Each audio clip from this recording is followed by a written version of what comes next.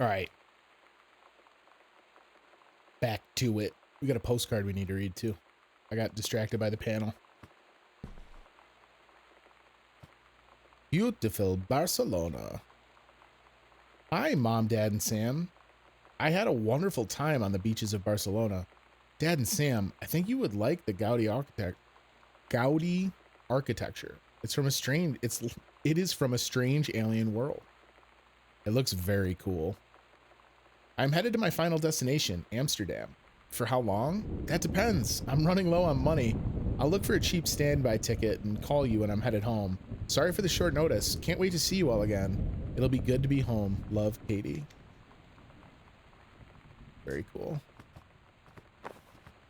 All right, so what do we got? We got the kitchen that we haven't gone into and whatever's over here. Bathroom. Vax cleansing powder. Whoa, whoa, whoa, whoa. I did not mean to mistreat the Vax. We're wasting water. Home Cook Magazine, easy family meals. Yo, that risotto be looking good though.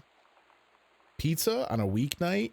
Yes. Pizza every night? Also yes. Pizzas on a bagel? Triple yes.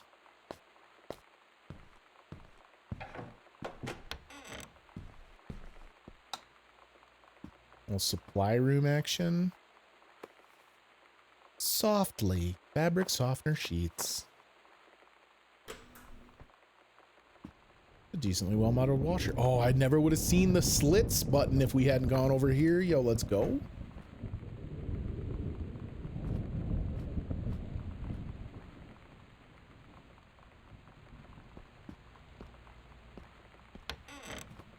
Oh, here's the greenhouse. For real though, the idea of coming home to a house you've never lived in is wild, and you probably won't ever see your whole house again. It's absolute insanity. The only saving grace, I think, is this. Terry was obviously very close with Oscar. And like, especially, you know, obviously the house was left to him. There's the growth chart marks on the floor in the basement that we found of Terry growing up. So I don't know if Oscar owned the house originally or if it's just been in Terry's family forever. But likely this is not her first time having been here. Katie was in Europe for a year after life.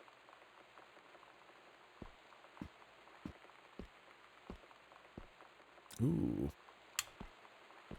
More notes and manuscripts out here. Where we'll do it. Midnight, June 5th, final preparations are complete. There's another secret door on the other side of the foyer. We agreed our last night together would be our happiest ever. And we'd forget tomorrow was going to come at all. It worked for a while. We had a good time seeing Oscar off, then ran up to the attic to look through our photos, to find one for Lonnie to take with her.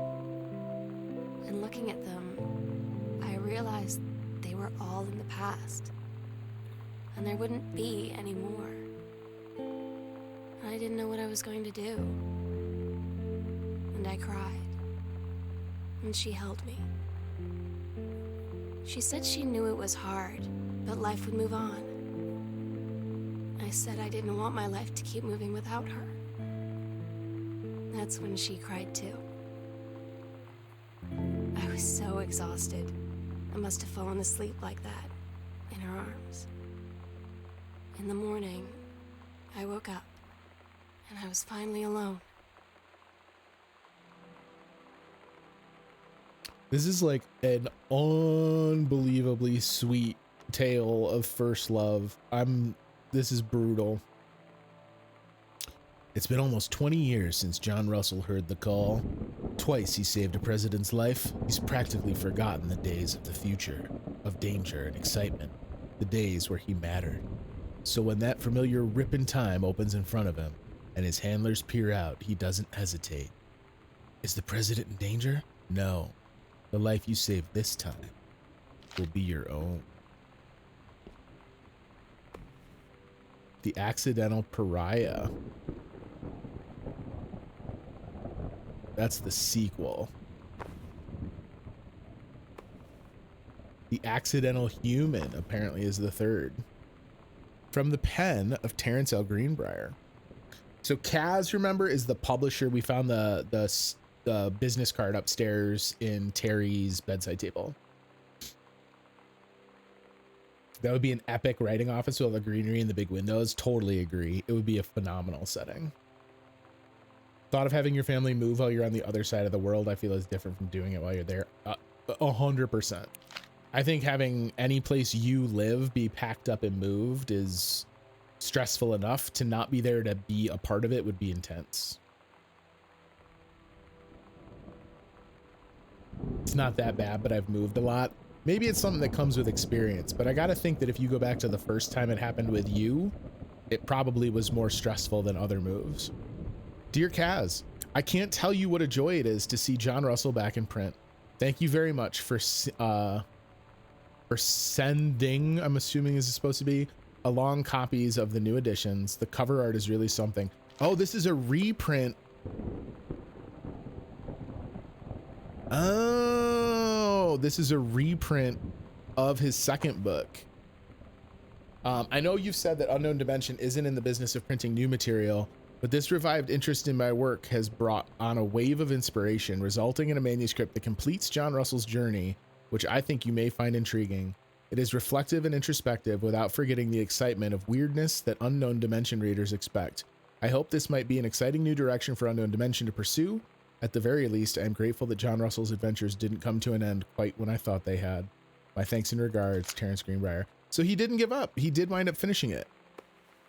Yes. I just counted and I moved 19 times, but the move while I was away only happened twice. So let me see. I have moved 1, 2, 3. I have moved 5 times.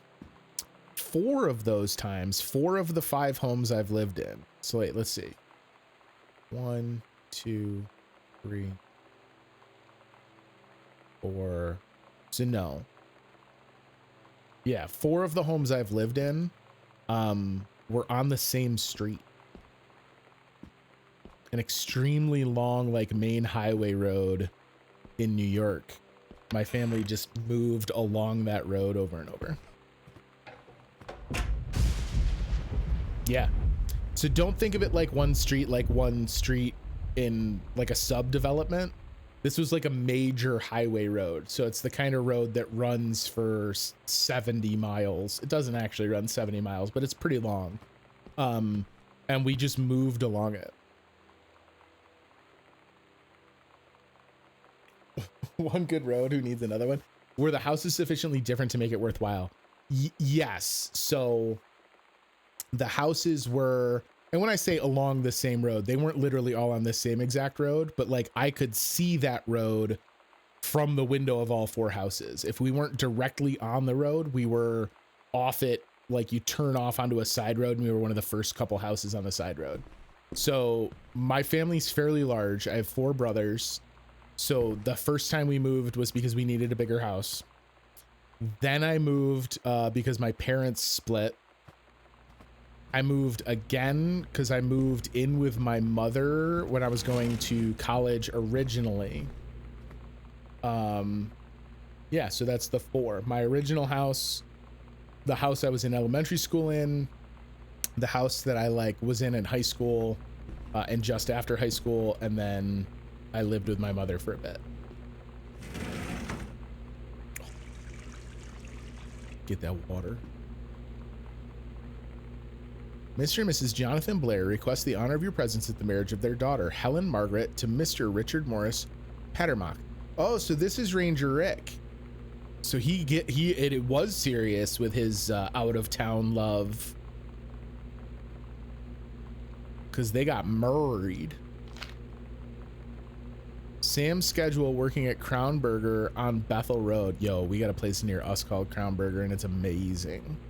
Monday, Wednesday, Thursday, Friday, 3 to 7. Saturday, 12 to 6. That's a pretty thorough schedule. Is this after she graduated, I'm assuming? I hope. Yo, they modeled the fridge. Russian dressing? Miss me with that shit. Russian is the inferior salad dressing choice. frozen spinach. Is this one in back corn? Everyone's got to have a bag of frozen corn. Oh wait, what flavor's the ice cream? Hold up.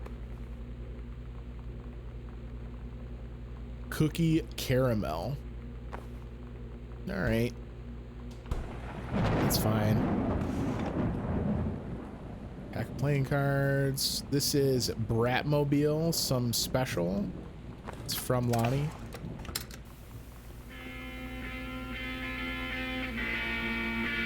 All ice cream, good ice cream. Okay, that's probably true.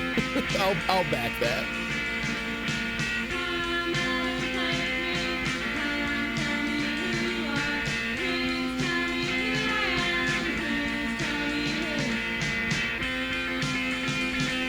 I'm assuming if I waited, that one would break into absolute punk insanity. Yo, I like the art from the Accidental Savior one too. Okay, what else we got? Are there more lamps I can turn on in this bitch? Okay, cool. Ooh, Judy's original potato chips. Now I want potato chips. Old Colonel Sweet Corn. Ah, everyone's favorite hamburger dinner.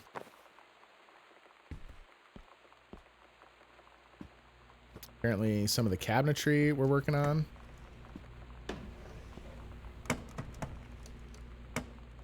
Looks like a goddamn tornado went through here.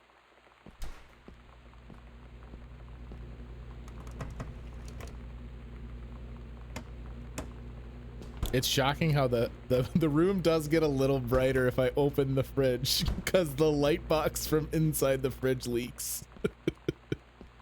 Damn it. How y'all not gonna have any pizza ready for me when I come home from Europe?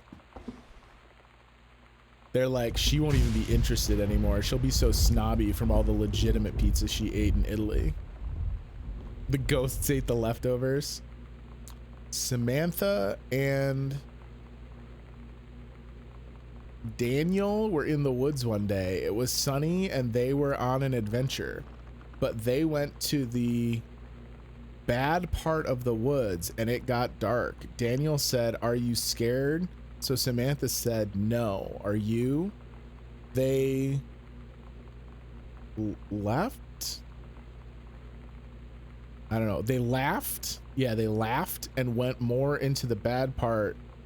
Then they went to a part that was never there before, and there was a ship, a pirate ship on an ocean. Samantha said, "I'll be the captain and you be the first mate." Daniel said, "Aye, aye, captain." And they went on the pirate ship and started sailing away. So this is like the origins of her captain persona, like the kind of running story she tells. And so Daniel was indeed the original first mate. Daniel finally came over to get his game. Here we go. I'd been dreading it. But he brought this story with him that I wrote when we were little. I started reading it, and then there I was, crying at the kitchen table. He asked what was wrong, and I was thinking about how we used to be friends, how much I take him for granted. But instead, I told him about school, and Dad, and Lonnie, and then how sorry I was that I wasn't his friend anymore. He gave me a hug and said it was going to be okay. And for some reason, I almost believed him.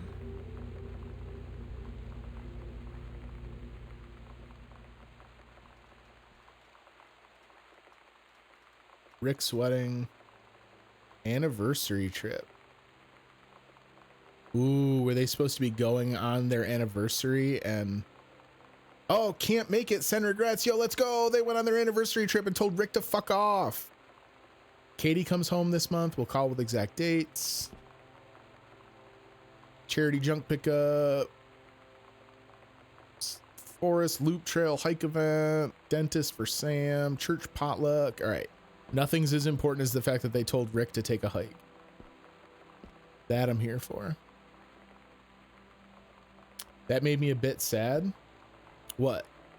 What is today's date? June 6th.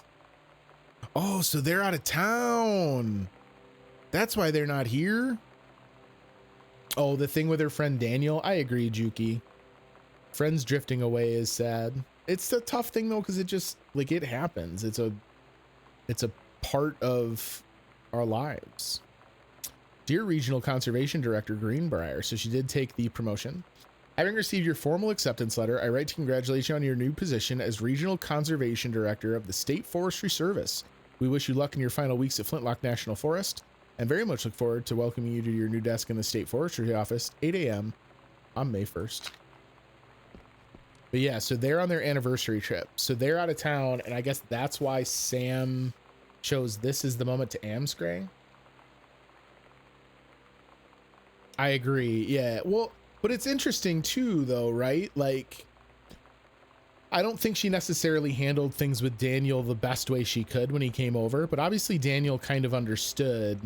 But I do think it's important to note that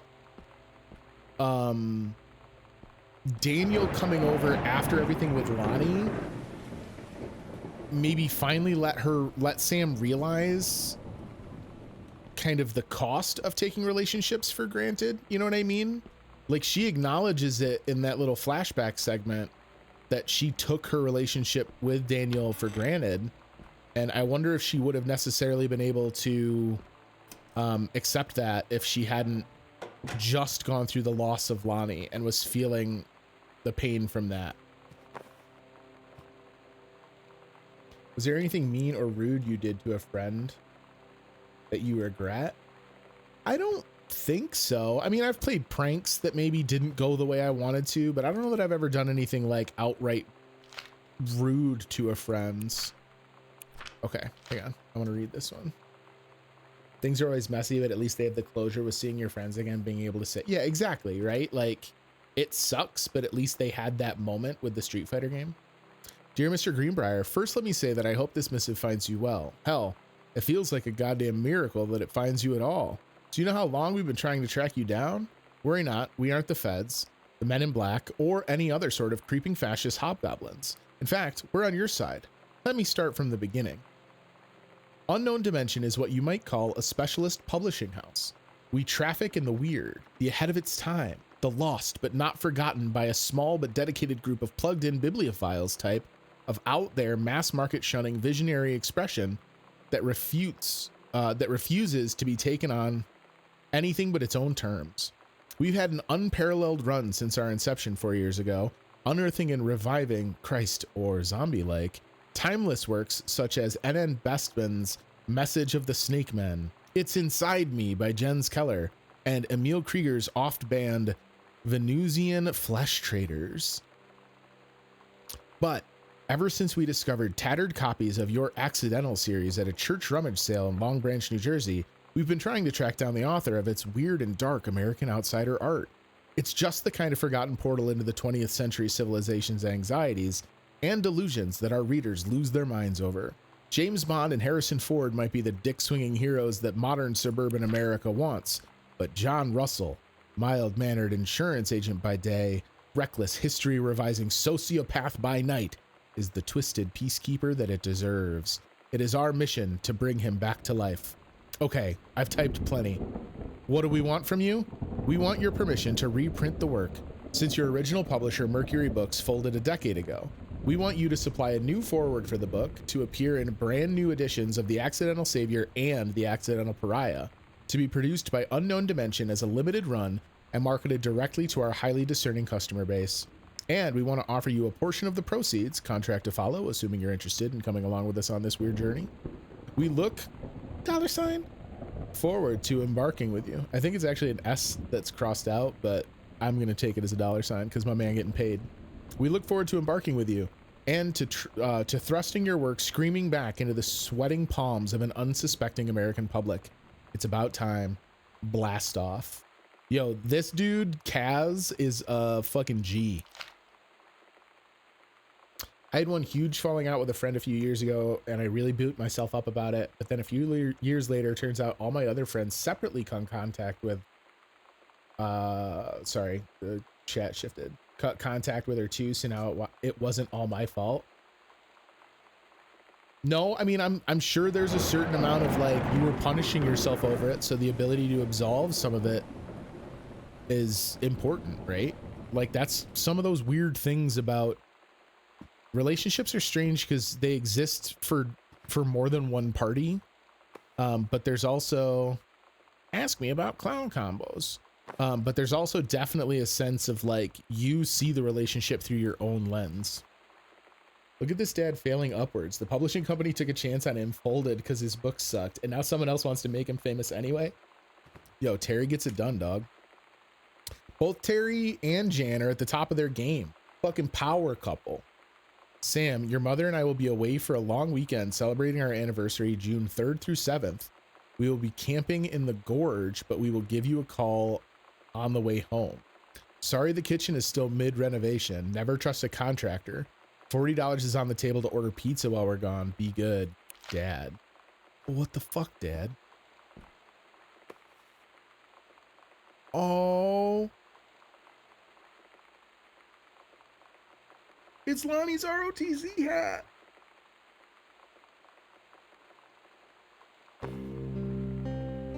I asked Lonnie what she had to do to get ready to ship out for basic training. She said, not a lot, really. You're not allowed to bring anything with you. You have no possessions, no contact with the outside world while you're in basic. You just train hard every day, and then you deploy from there. So, they'll just send her away. To who knows where. The other side of the country? The other side of the world? My mind, like, can't process it. She's really going to be gone. Just gone.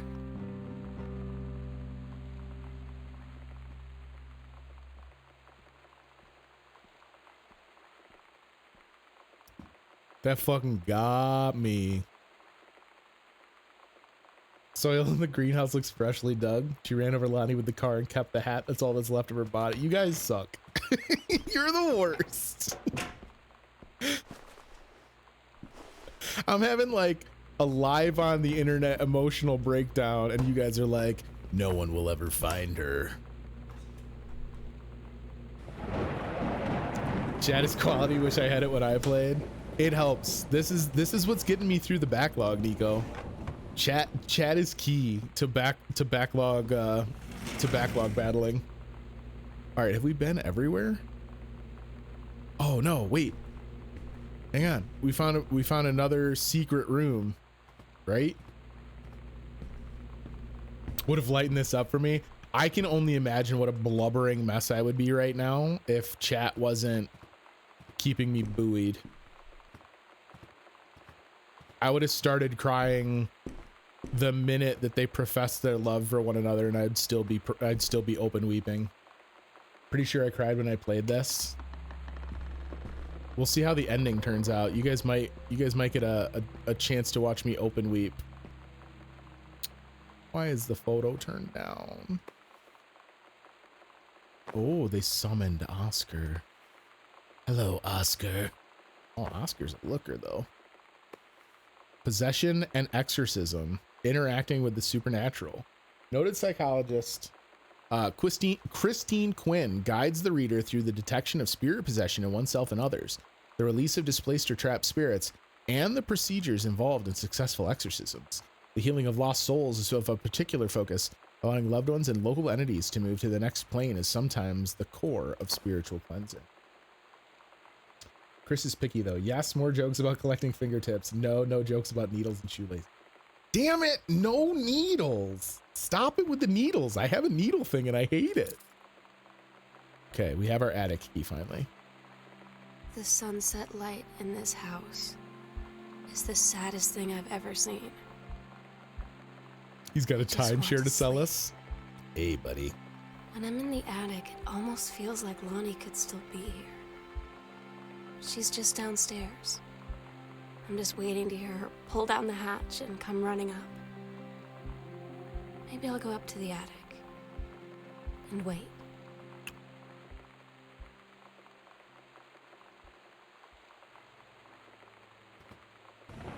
Guys, Sam didn't go up to the attic and kill herself, did she? I'm really gonna be pissed.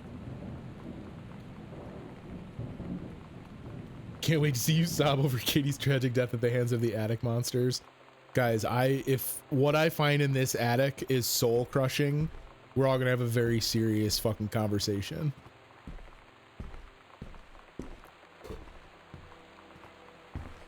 No, we're on our way there. I don't think they'd do that to me. After having played Tacoma, I trust them. Thank you, though. I can feel you sensing my discomfort and being like, oh no. I appreciate you trying to save me. Okay.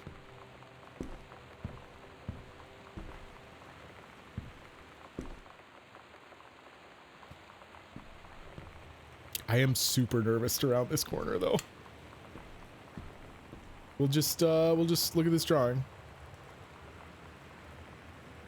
Sam, I'll always remember what we had. Stay strong, kick ass. I love you, Lonnie.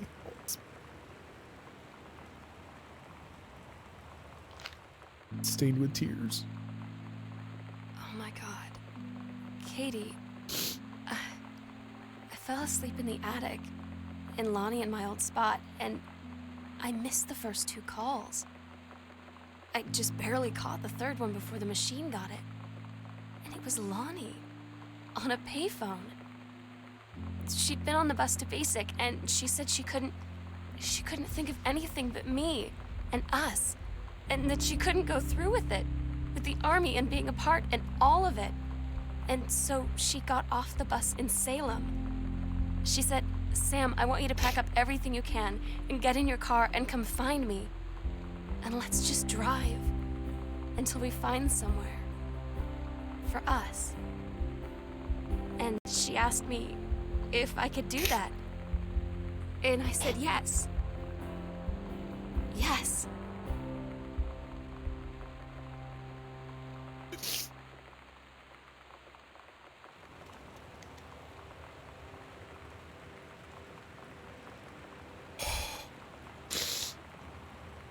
Oh, that fucking rules. Gonna head out for the night, but have a wonderful night, my dudes and ladies and all the rest of y'all. Except take off. Keep being yourself, you badass bitch. Oh.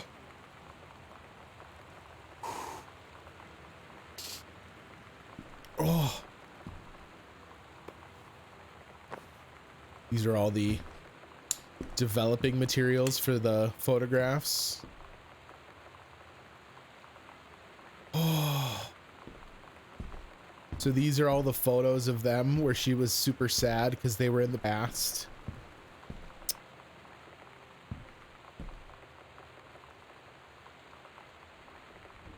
Oh. I'm dying. I'm actually dead.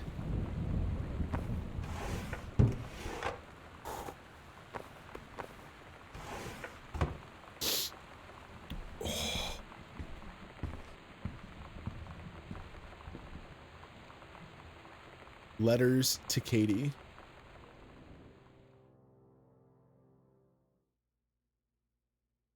Katie, I'm so sorry that I can't be there to see you in person, that I can't tell you all this myself. But I hope as you read this journal and you think back, that you'll understand why I had to do what I did. And that you won't be sad, and you won't hate me, and you'll just know that I am where I need to be. I love you so much, Katie. I'll see you again someday. Love, Sam.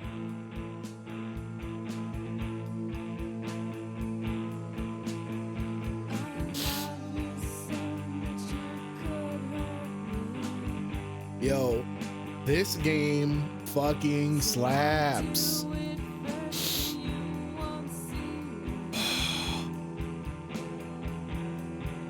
Wow. Starring Sarah Grayson as Sam and Sarah, I don't know how to say Katie's last name. Sarah Amala. Wow. Heavens to Betsy, Bratmobile and the Youngins. Original score by Chris Remo. All right. I'm gonna jump out of there so I don't get DMCA'd to death. Oh. Yes, the voice acting was great. It's a fantastic story. There's a real power in the storytelling of having it unfold that way and having it be a combination of like direct first party narration from Sam's messages to Katie and then like ambient stuff you find out around the house. It is so personal. 100% it's personal. When I finish, I wish we could have known more about the parents. See, but I think that the parents' arc is, there's still plenty there, right? Like they both started to achieve more traction in their jobs.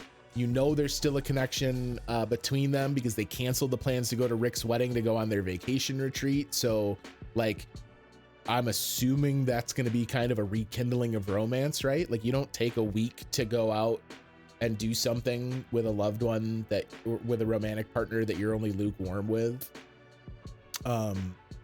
The Sam's story, like obviously Katie is the lens through which we absorb all of this, but it's Sam's story. Like Gone Home is the story of Sam discovering a new home where she can be herself.